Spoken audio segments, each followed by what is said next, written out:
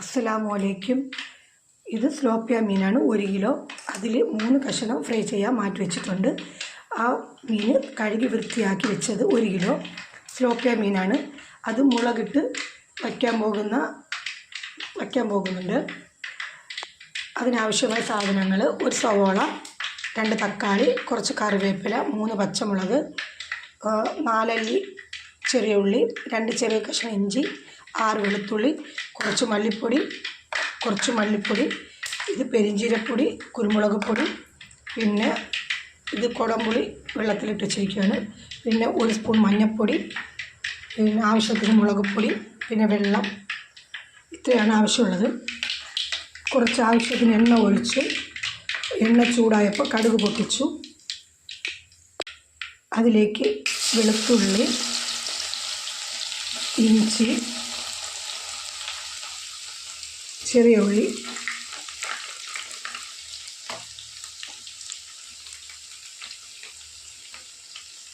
പിന്നെ പച്ചമുളക്.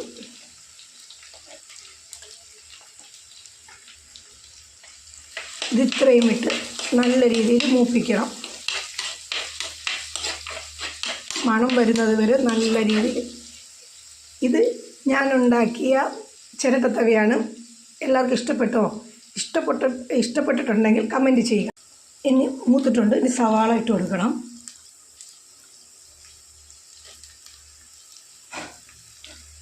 സവാള ഇട്ട് നല്ല രീതിയിൽ അത് ബ്രൗൺ കളർ ആവുന്നത് വരെ വഴറ്റണം.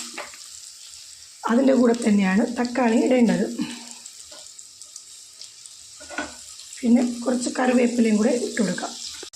അതൊക്കെ നല്ല രീതിയിൽ മൂത്ത് വന്നിട്ടുണ്ട്. ഇനി ഇതിലേക്ക് മഞ്ഞൾപ്പൊടി, 1 സ്പൂൺ മഞ്ഞൾപ്പൊടി,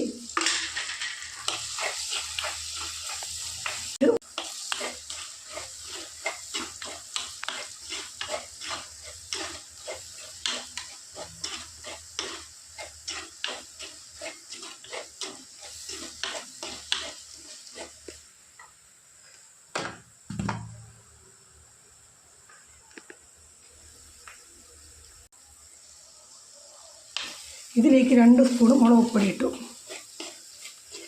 അത് നല്ല രീതിയിൽ 2 സ്പൂൺ മല്ലിപ്പൊടി.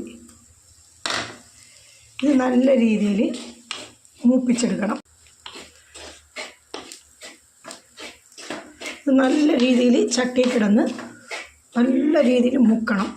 അതിൻ്റെ മൂത്ത് വരുമ്പോൾ നല്ലൊരു മണം വരും. ആ മണം വരുന്നത് വരെ നല്ല രീതിയിൽ എണ്ണ തെളിഞ്ഞ് വരുന്നത് വരെ ഇങ്ങനെ കിണ്ടി കൊടുക്കുക.